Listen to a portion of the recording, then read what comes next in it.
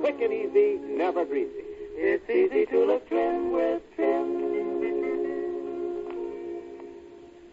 Men, you're using your head to get ahead when you groom your hair with Trim Hair Tonic. For Trim grooms hair in a handsome, natural way. Sets you apart as a man who's going places. And Trim does more than merely groom your hair. It's the first and only hair tonic made with pure virgin olive oil, nature's finest hair and scalp conditioner.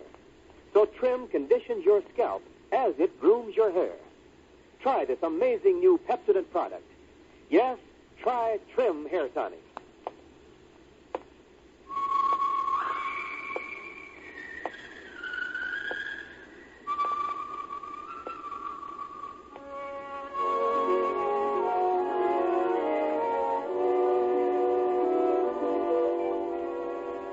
The Saint, based on characters created by Leslie Charteris and known to millions from books, magazines, and motion pictures.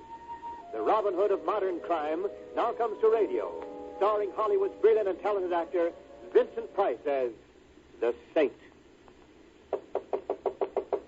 Come in.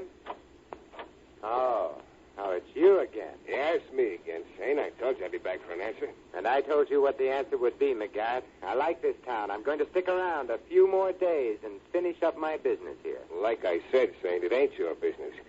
And the boss has upped the price to $5,000 for you to skip. $5,000, Saint, just to leave town and forget you ever been here. That's not my price, McGarrett. Well, then what do you want? Go on, make an offer. I want the man who killed John Daniels. Daniels? Treasury Department guy? Yes. What do you got to do with him? He was a friend of mine. I want the boy who cut him down, McGarrett.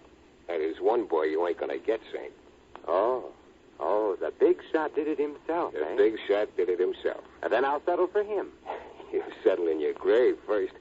You're gonna have to make an awful lot of first downs to ever cross that goal line, Mr. Templar. Oh, I've got some trick plays I expect to use. Deception against power. It sometimes works, McGarrett. I always heard you were a smart pants. I guess I heard wrong. You think I'm tough? Tough enough. Well, just wait till you see what you got to go through before you even get within hog-calling distance of the big shot, Saint. Well, you see. And to top it off, there ain't but two guys in this town even know who he is. Who are the two, McGarrett? Goodbye, Saint. Martini and Shaw are the best undertakers in town. Who are the two guys who know who the big shot is, McGarrett? Don't come no closer, Saint. This gun spits poison. Lead poison. Yeah, that gun looks good on you, McGarrett. It sort of rounds out the picture of what the well-dressed bum is wearing this season. Stay where you are, Saint. I'll show you what the well-dressed snooper wears in this town. A perforated vest. Now keep back there. Keep out. Thank you. I'll add this piece of lethal hardware to my collection, McGarrett. And if you don't start the sort of conversation piece I want to hear, you go into my collection, too. I don't know nothing. I know, but I'm not interested in your lack of formal education. It's the name of two people I'm concerned with. I don't know. Oh, my arm. Let go of my arm. The name. It was a dame. She knew Mr. Pig. The only dame he ever went for. Dame named what? Rose Taylor. Let go of my arm. The other name. Kill me if I tell. I'll kill you if you don't. The other name. Al Boston. Al Boston. Yeah, go. Let go. Very well, McGarrett. Rose Taylor and Al Boston. I warned you, Saint. You ain't scoring against this team. You better get... I heard you, McGarrett. Now, as my old grandmother used to say, out, bum, out.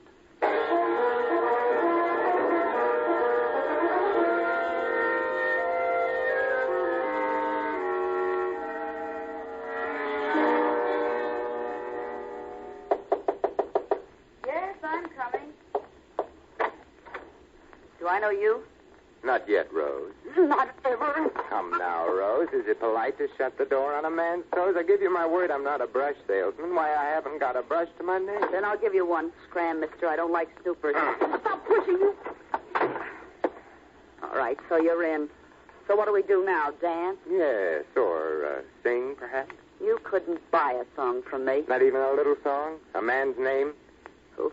The man behind the men behind the guns, Rose. Mr. Important. That's no small music, mister. That's the whole opera. Are you afraid of him, too, Rose? In this town, the best way to stay healthy is to stay afraid. I'm scared of everyone, mister. I'm even as scared of you. Maybe I should have taken off the pumpkin head when Halloween was over, like the rest of the children. You've got a bug buzzing inside you, mister. It's going to get you killed unless you stop it from asking the wrong kind of questions. What's What's your target, anyway? My target? The electric chair. And I intend to dump my ammunition squarely in it. A man named John Daniels was killed by a man I'm going to meet very soon. You're dead, mister. You're all dead. All that's needed to make it legal for the buzzards is for you to lie down. Oh, you're dead. Well, as long as I don't know it, it won't hurt me. You better go. If anyone knew I was within 10 yards of a guy as red hot as you, mister, they'd burn me down, too. Please go. Where can I find the big shot? I never heard tell of any big shot. You're barking up the wrong tombstone, mister. You're a morbid little girl, aren't you? Like I said, in this town, death is always looking in on you. Anyone you meet can be the butcher, even you. Now go, I'm scared. What if someone tailed you to me? What if... What's that? You were tailed. You must have got into the fire escape and... Down, get down. Rose. You were tailed. You... Rose. Yes. Yes, I was tailed. Too bad you were the one who had to be tagged.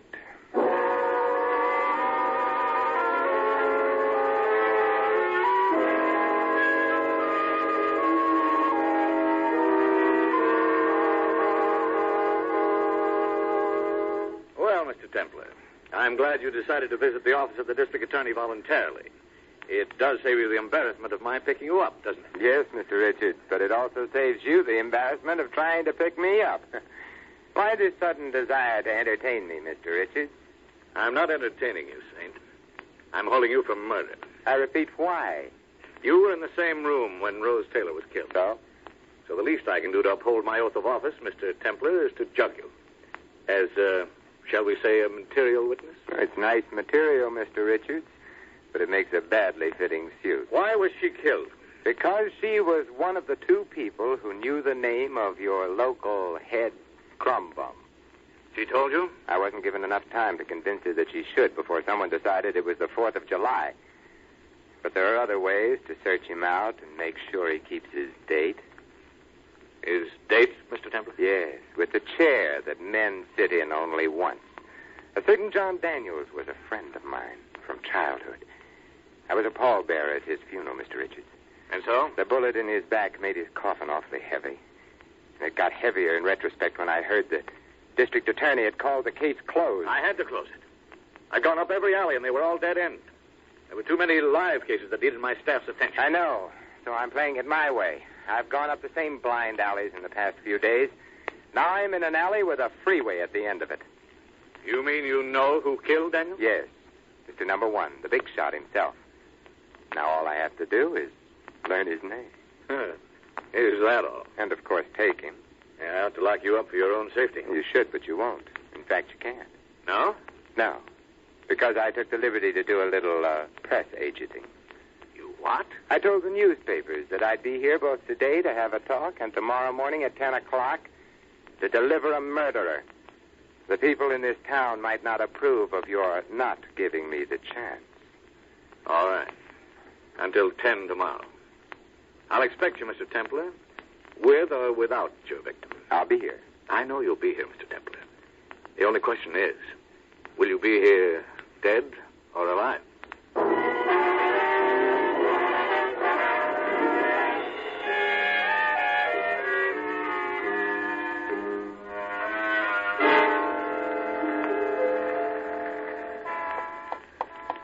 Templar.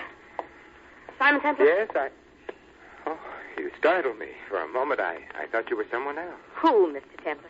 Someone who couldn't possibly walk up to me on the street. Who are you?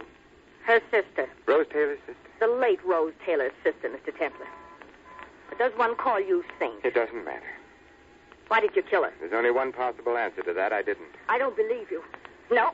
Don't reach into that pocket, Saint. Not unless you're completely bored with life. Bored? Oh, on the contrary. So far, my life with you has been one continual round of excitement. Next, I suppose you'll suggest we fly away to the Cosmos. Something like that. Only I had the bar up the street in mind as the place to fly away to. I don't drink with people I don't trust. So let's fly my way. Come. And in case you're thinking of lingering, remember I've got a hand on my pocketbook. And a finger that isn't convinced you didn't kill Rose. I bet it's a 25 with a mother-of-pearl handle. You win the bet. It's a small gun, but when the bullets hit, they feel big. Come. Where are we going? Someone wants to see you. And you were delegated to haul me in, a mere girl with a mere 25. I wasn't delegated, mister. I begged for the job. I'm flattered. Don't be. I begged for the job because I was hoping you'd try not to come. Rose was my only sister. Come on, come on. One more question before I decide whether or not to be shot or hijacked. Whom are we calling on? Al Boston. I'm his secretary. He wants to see you. Rest your trigger finger, lady. That's exactly what I feel like doing, too.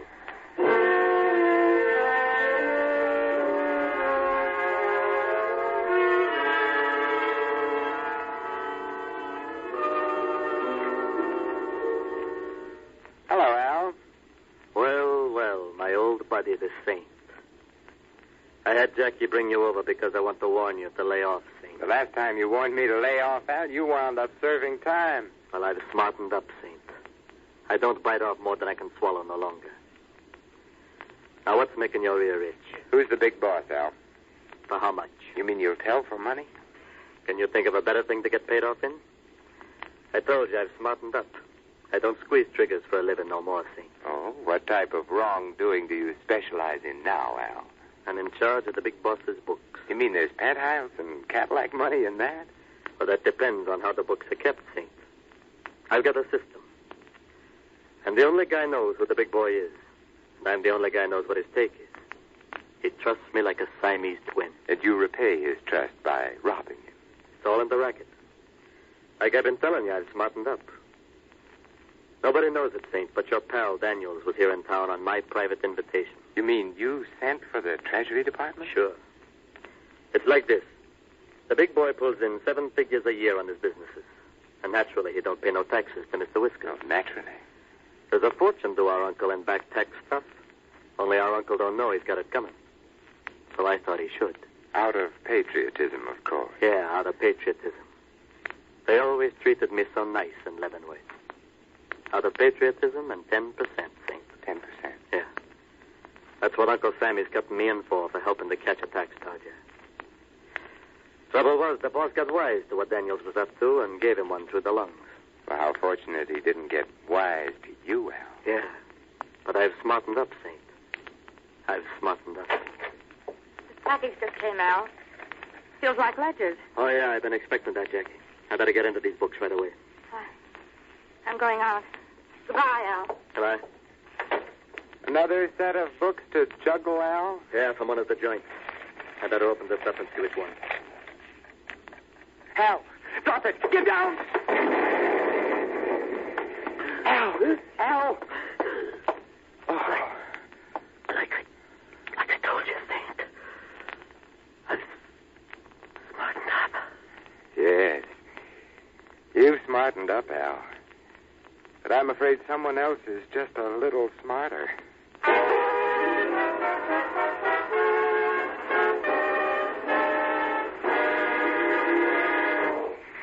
You are listening to The Saint, starring Vincent Price. Men, here's a tip. Top off your grooming in tip-top style. That's right. Use new Trim Hair Tonic to make your hair look its handsome best.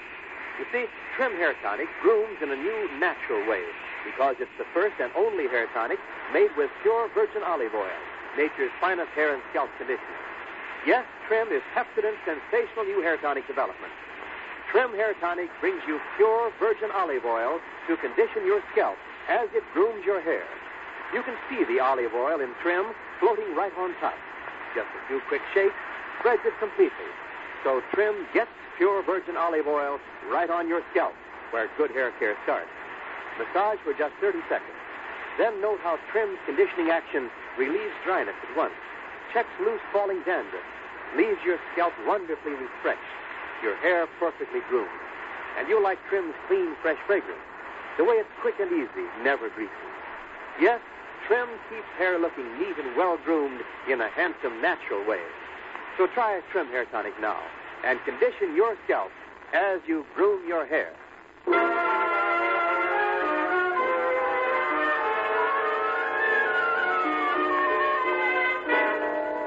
We continue now with Vincent Price as The saint.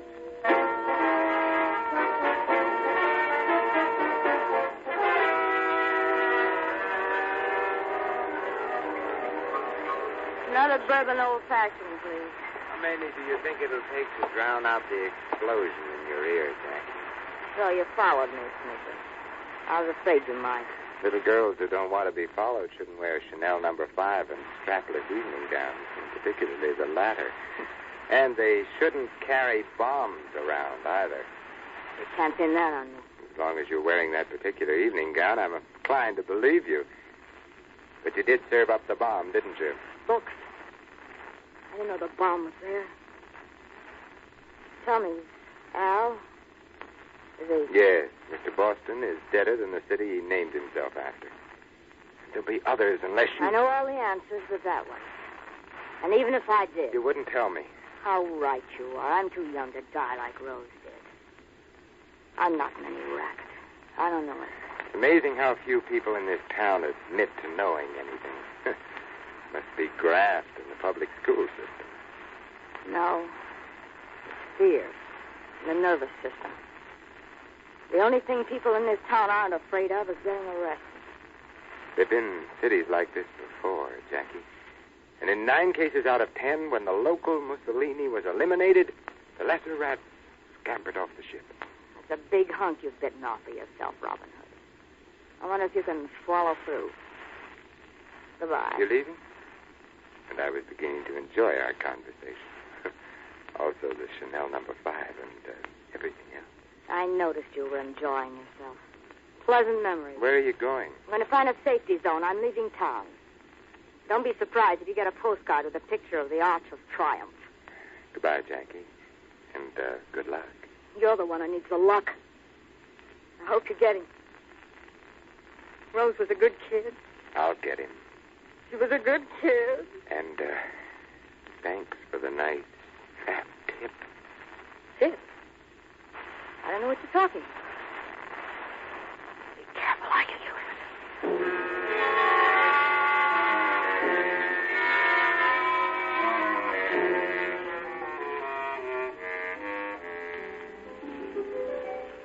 Well, Mr. Templar, how convenient of the newspaper to keep its reference files open at night. Are you a professional busybody, or have you an axe to grind, too? Oh, dear me, I'm not a busybody, Mr. Templar, nor do I have an axe to grind. Merely a gun to shoot, Mr. Templar. You know, someday, somewhere, a man will come up to me on a dark street and merely ask me for a light. I doubt it. I'm afraid your saintly stay in this world of tears and chaos is drawing to its close, Mr. Templar. This time you've poked up the wrong fire. You seem nervous, Mr. Templar. Who are you? Does it matter? We'll be acquainted such a short time. Well, I'd just like to know who it is that I am to come back and haunt. Very well. I am known to the exceedingly few who know me as the Professor. The Professor? I've had guns pulled on me by cops, cranks, crooks, and coroners, but I believe you're the very first professor. I don't mean to disillusion you, Mr. Templar, but I was merely an assistant professor. Oh, I'm still impressed. If you don't mind, the car's over there. After you, Professor. Please, no jokes. I assure you this is a most serious matter. Come. Here we are. You will get in, please? Oh, after you. Oh, no, I forgot. You're not in much of a mood for joking, are you? No. Not unless the joke is mine. Like this one. Oh. Yeah. You hit him just a little harder, boys. You could have saved yourself some bullets. I pay you to drive the car, Stephen, not to offer suggestions. Okay, boys. Where to, the country? First, we'll go to the place, Stephen. There are some questions I want Mr. Templar to answer. Questions that may require a soundproof room.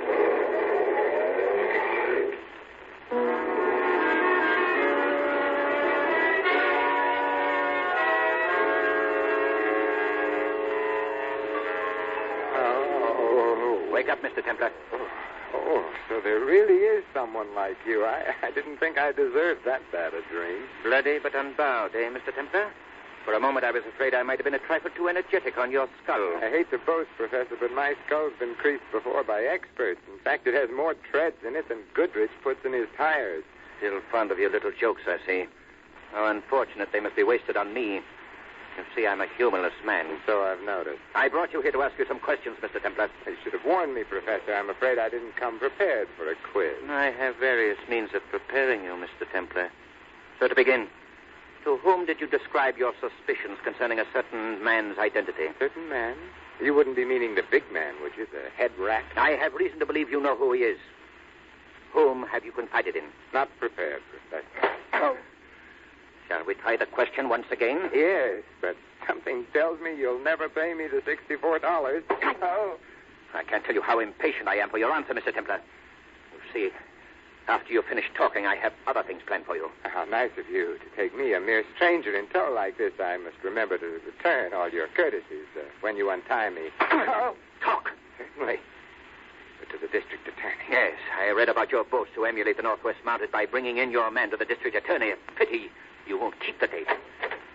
What is it, Stephen? I thought you might be wanting me for something, boss. No, Stephen. When I want you... Stephen, the door.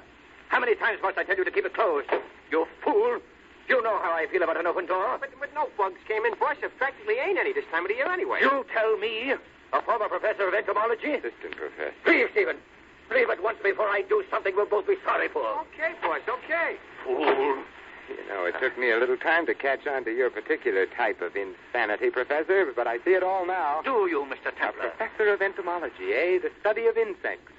And you studied them so hard, Professor, you're cracked. Silence. You're not in the classroom now with your students and your specimen bottles, Professor. You're in the big leagues now, in the World Series, Professor. You got to know everything there was to know about insects, didn't you? You knew them so well you became afraid of them. Shut up. It is something to get afraid of when you turn your imagination loose on the subject, Professor. When you consider how many millions of insects there are for each human being. Stop it. I said stop it.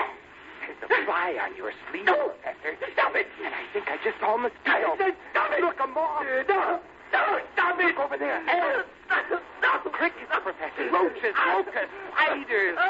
Spiders. You'll have to untie me if you want me to help you. You'll have to, Professor.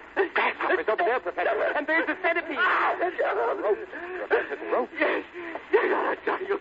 Oh, help me. Help me. There. Now you can save me. Oh, please. Please help me. Certainly. The first thing to do is to get all these crawling, sliding things out of your mind. Oh, that's easy. All you have to do is relax. Looks like I'll be able to keep my date with the district attorney after all, Professor. My old grandmother used to say, "Nat to you."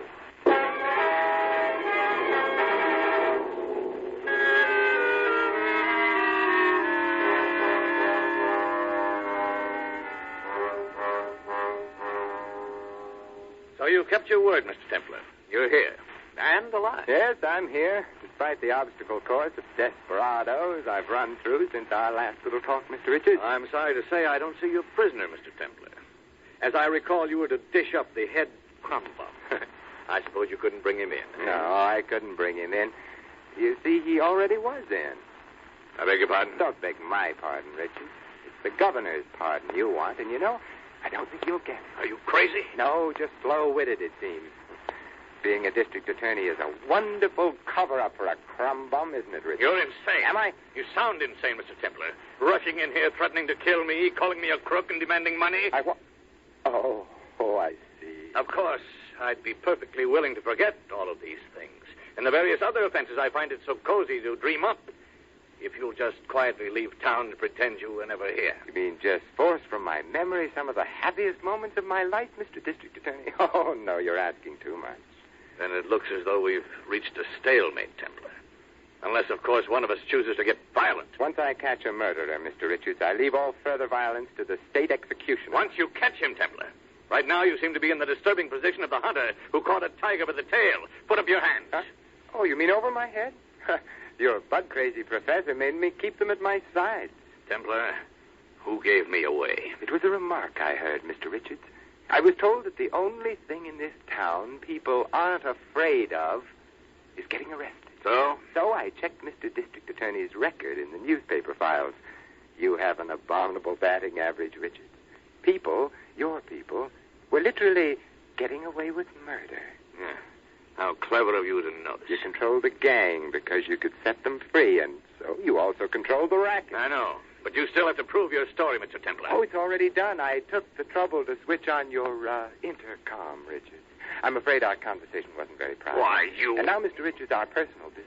Before the police get here... Keep your Mr. hands Richards... up high. Certainly. Certainly. Is this high enough? Or shall I raise them higher? So I can reach this chandelier?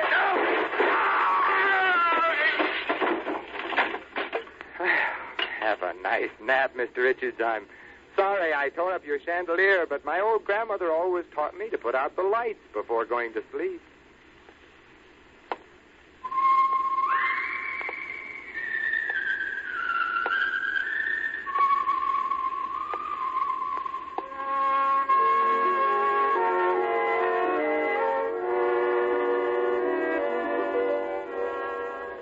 Our star, Vincent Price, will be back in a moment. If you're a man who's going places, you want to look your best. So try new Trim Hair Tonic. It conditions your scalp as it grooms your hair. Yes, Trim's the amazing new Pepsodent product.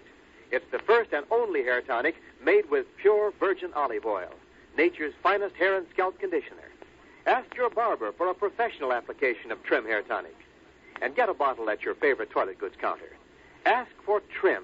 It conditions your scalp as it grooms your hair. And now, Vincent Price.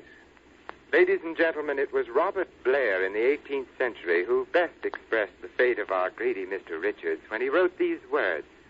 O cursed lust of gold, when for thy sake the fool throws up his interest in both worlds, he's lost in this, condemned in that to come. I sincerely hope you enjoyed tonight's show and will be with us again next week for another adventure of the Saint. Good night. Tonight's story of the Saint was written by Michael Cramoy. Music was composed and conducted by Bill Fontaine. Vincent Price is appearing by courtesy of Universal International Pictures, producers of Ride the Pink Horse. Stay tuned in now for The Whistler, which follows immediately over most of these stations. And join us again next week at the same time for another adventure of the Saint, the Robin Hood of modern crime, brought to you by Trim Hair Tonic. T-R-I-M. Yes, Trim, the first hair tonic with pure olive oil. T-R-I-M. Trim conditions your scalp as it grooms your hair. T-R-I-M. Trim Hair Tonic, quick and easy, never greasy. It's easy to look trim with Trim. Wendell Niles speaking. This is CBS, the Columbia Broadcasting System.